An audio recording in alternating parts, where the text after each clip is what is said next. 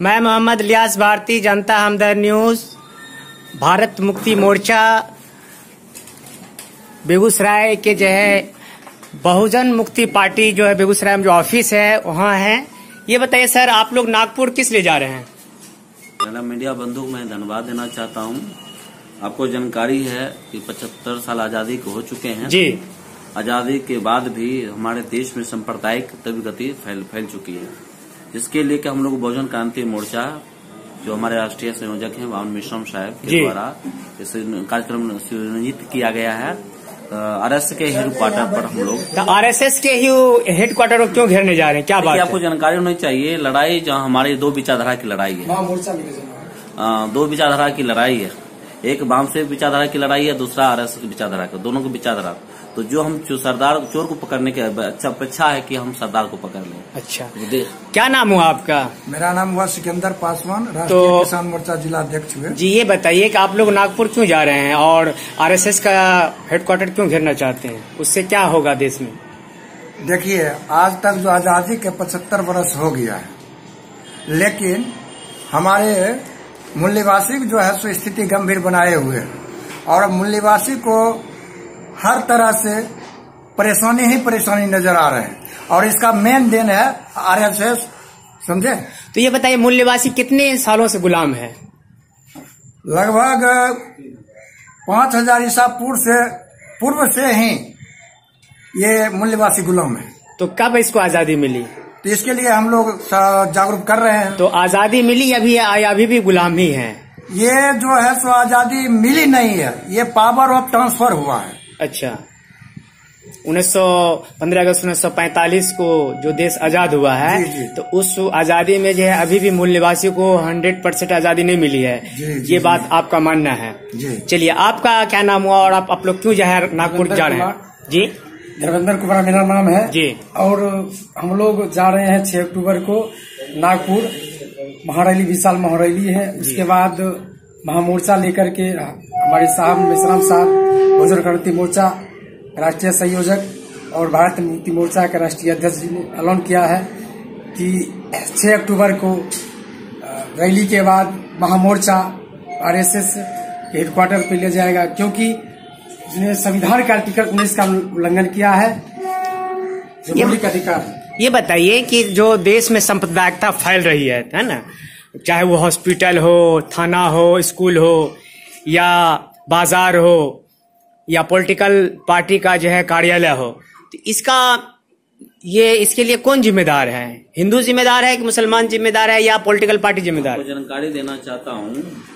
देश में ब्राह्मणवादी व्यवस्था कब्जा हुआ जी।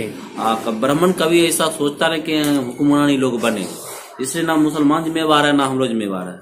हम लोग जागरूक नहीं है, इसके लिए जिम्मेवार मैं स्वयं हूँ। और जागरूक हो गए होते तो ब्राह्मणों का अवकाश नहीं था कि हम लोग को गुलाम बनाता। यानी दलित, मुस्लिम और दलित हिंदू जो है अभी भी पॉलिटिकल दाव पेच नहीं जानता है। दाव पेच राजनीतिक सियासत के बारे में जानकारी नहीं है। सियासत के बारे में जानकारी नहीं, इसीलिए किसी न किसी के गुलामी कर रहा है और अवेयरनेस किया जा रहा है देश भर में बहुजन पार्टी बहुजन क्रांति मोर्चा के माध्यम से 2024 के अंत तक नाबूद आरएसएस को जमीन दफना दिया जाएगा। तो ये बताइए कि दलित, मुस्लिम और दलित हिंदू जो है अपने दोस्त को नहीं पहचान कर अपने दुश्मन को ही दोस्त समझ रहा है, इसके लिए उसको क्या पॉलिटिकल नॉलेज नहीं है या इतिहास भारत का नहीं जानता है? पहला नंबर है कि जो लोग हमें गुलाम बनाया जी, हजारों साल से हमको ये शिक्षा से दूर रखा जी, और जिस शिक्षा से दूर रखा व्यक्ति तर्क वितर्क नहीं कर सकता।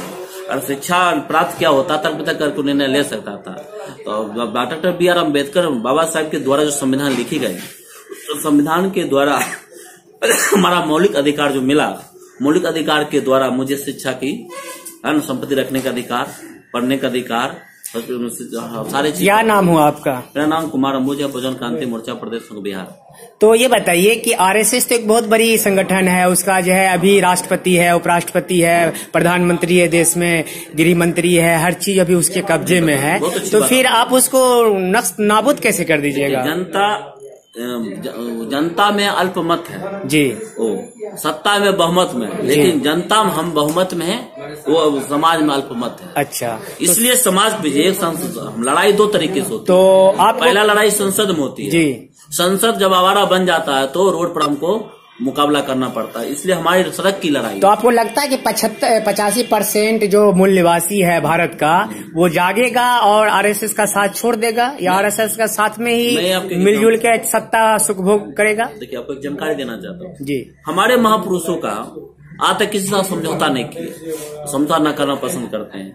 तो इसलिए आपको याद होगा 1 जनवरी 1818 को भीमा कोरेगांव में जब हमारे महापुरुष ने 28,000 ब्राह्मणों को गाजामुरी तरह कतर सकता है, तो क्या आपको लगता है कि उसको खत्म करने कितना समय लगेगा? ये ठीक बात है। देश की जो है संविधान है, देश आजाद है, और एक नागरिक दूसरे नागरिक को मारने की बात करे, खत्म करने की बात करे, चाहे आरएसएस हो या आपकी बात लोकतंत्र में जी आर्टिकल 19 का प्रावधान है, आर्टिकल 13 का प्रावधान है जी, तो अपनी बात कहीं रख सकता है। लेकिन अभी आजादी के 70 साल हुआ, सरकार उसकी है, आरएसएस को अपनी हथियार क्यों पाया जाता है?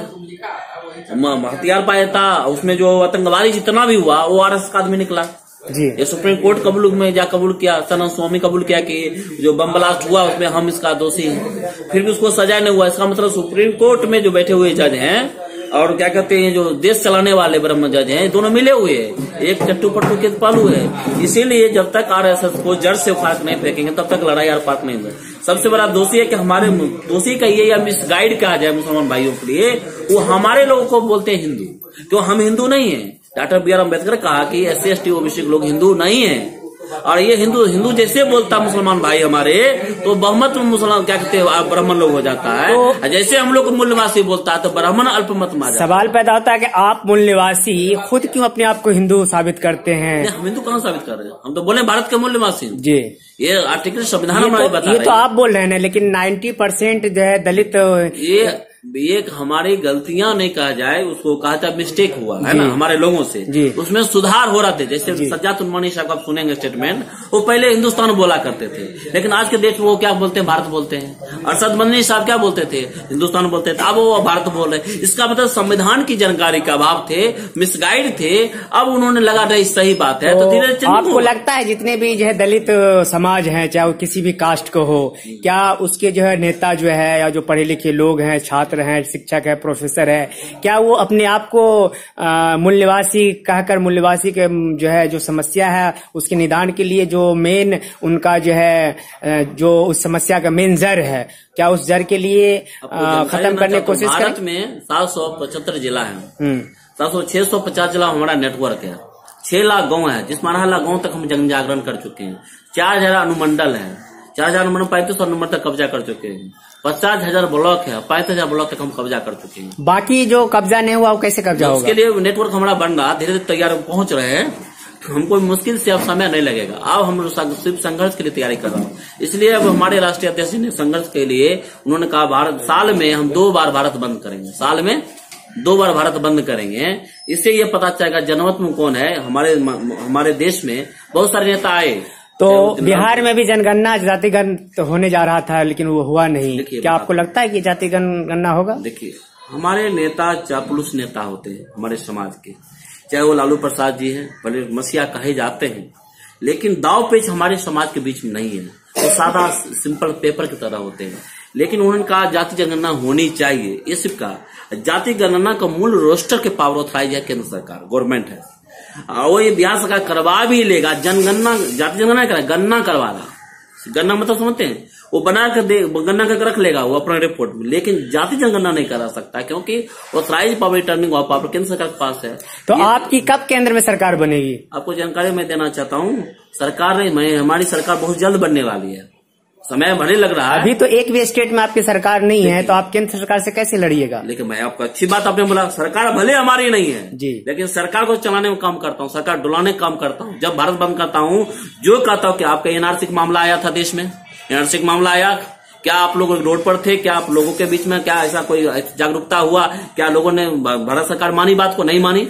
जैसे बम से भारत मुक्ति मोर्चा ने ऐलान किया कि भारत बंद करेंगे एनआरसी के मुद्दा पर, एनआरसी चाहिए लेकिन डीएनए का आधार पर चाहिए, अंतिम सरकार को झुकना पड़ा। इसका तो मतलब क्या, सत्ता जरूरत नहीं है, आपका सड़क। तो ये बताइए कि जो मूल निवासी है उसी को जो है देश से भगाया जा रहा है, और जो बाहर से आए हैं, चाहे वो मुस्लिम हो, शासक हो या अंग्रेज शासक हो, या जो भी बाहर का जो भी आक्रमणकारी रहा, 3 आक्रमणकारी आया है ना। पहले आर्यन लोग आए, उसके बाद फिर जो है मुस्लिम आया, है ना, अफगानिस्तान से या अरब से, जो भी हो। आप जो बात हमसे जानकारी लेना चाहते हैं, हम अपनी कोई बात नहीं, फिर अंग्रेज आया। हाँ, अंग्रेज, मैं तीनों बात बता रहा हूँ। दुश्मन जो होते हैं बड़ी चतुर सियार होते हैं। तो जो वर्तमान हमारे देश में, चलिए फिर हम बाद में